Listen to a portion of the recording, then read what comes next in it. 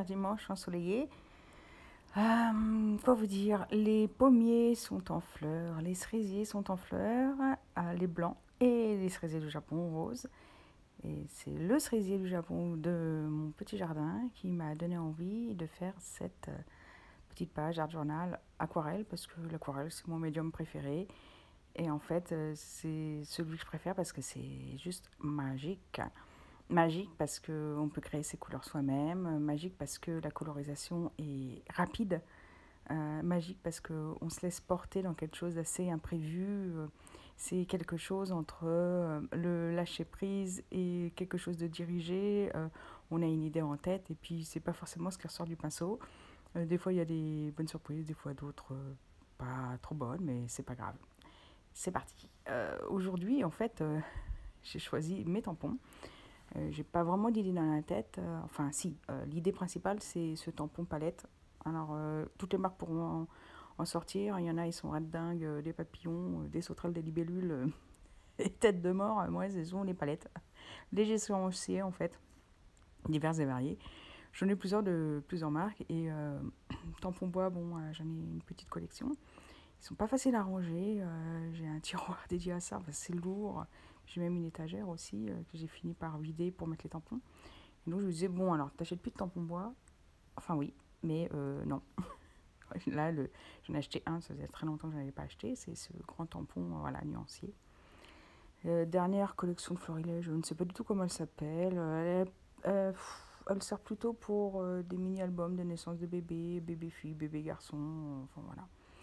Mais dans la pléthore de produits qu'ils ont sortis, parce qu'il y en a vraiment beaucoup, il y a toute une série avec des fleurs délicates comme ça, là, un peu de cerisier ou de pêcher, enfin quelque chose, une fleur un peu hybride comme ça, avec des pétales très simples.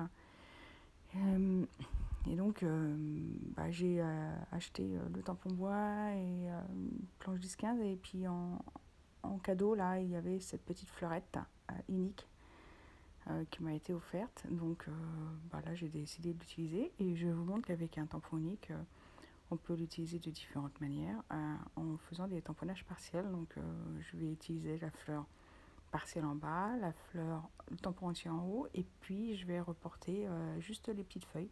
Voilà. Au niveau mise en page, au début j'étais partie sur quelque chose de diagonal, puis en fait pas du tout. Ça sera vertical comme ça.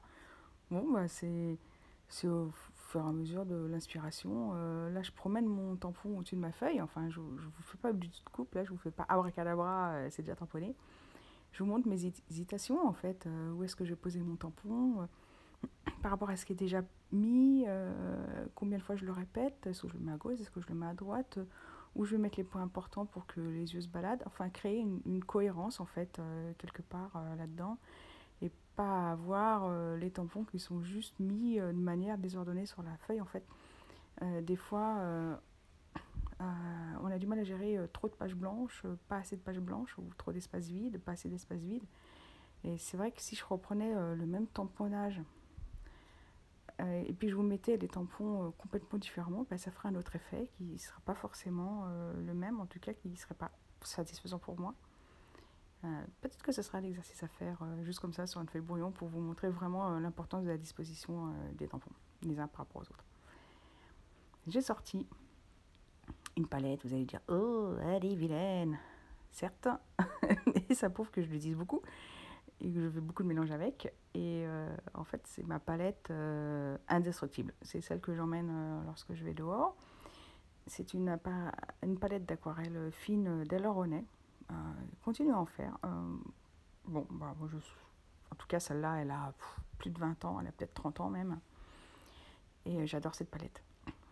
J'ai appris à mélanger les couleurs avec celle-là. Et elle n'est pas usée encore. Hein. Et puis, quand bien même elle serait usée, je pourrais remplacer les godets carrés. C'est comme ça qu'on différenciait à l'époque les godets d'aquarelle fine et extra fine. C'est que les fines étaient dans des godets carrés et les extra fines étaient dans des godets rectangulaires.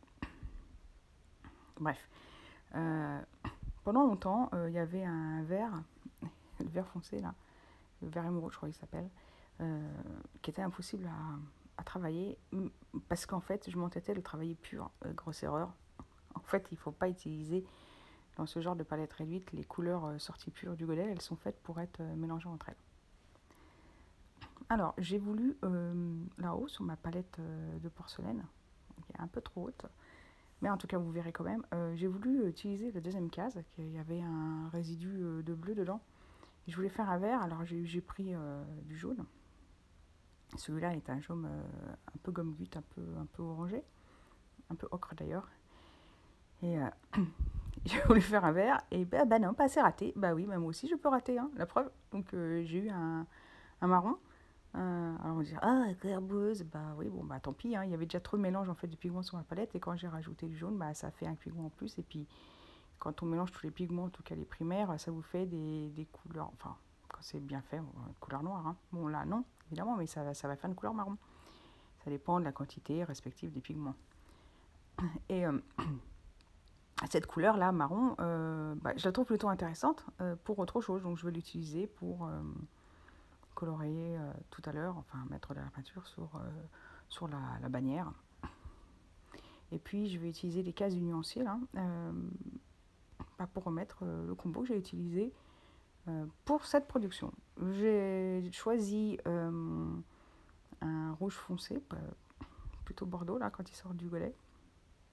Et puis je veux un vert clair que j'ai fabriqué. Alors pour fabriquer du vert clair, vous mettez du jaune et puis vous mettez une petite pointe léger, soyez léger. Pour faire un vert clair, c'est tout à fait le vert que je voulais, une espèce de vert verveine, un vert chartreuse, enfin quelque chose qui tire sur le jaune, mais qui est quand même vert. Je voulais pas un jaune un tout petit peu vert, mais plutôt un vert plutôt jaune. Je ne sais pas si vous saisissez les nuances. En tout cela dit, là je vous ai mis en accéléré la mise en couleur de mon nuancier, là, ma page de nuancier, parce que j'ai un problème de stockage sur le téléphone que je n'arrive pas à résoudre non plus. Aïe aïe aïe aïe, ces problèmes techniques, ça influe sur ce qu'on veut faire. Eh oui, c'est comme la qualité du papier ou la qualité des aquarelles. Des fois, c'est pas l'envie, c'est le matériel. Eh oui, et des fois, c'est pas le matériel qu'il faut incriminer, mais c'est la technique. Enfin, vous serez d'accord avec moi.